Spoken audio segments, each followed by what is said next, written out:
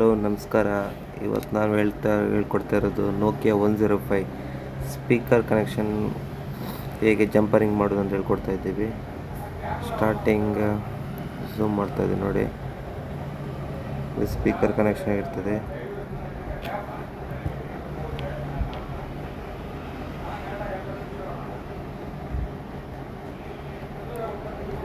Zoom ಮಾಡ್ತೀವಿ ನೋಡಿ, speaker connection.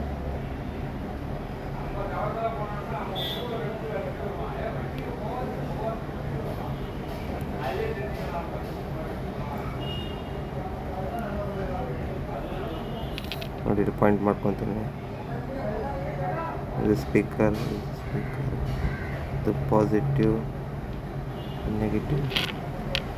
ಈ ಕನೆಕ್ಷನಿಂದ ಡೈರೆಕ್ಟ್ ಇಲ್ಲಿ ಕೊಡಬೇಕಾಗುತ್ತೆ, ಇಲ್ಲಿಂದ ಸೀದೆ ಇಲ್ಲಿ ಕೊಡಬೇಕಾಗುತ್ತೆ. Nokia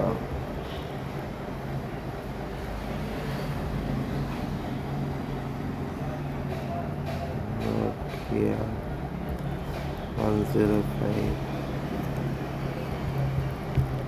speaker problem.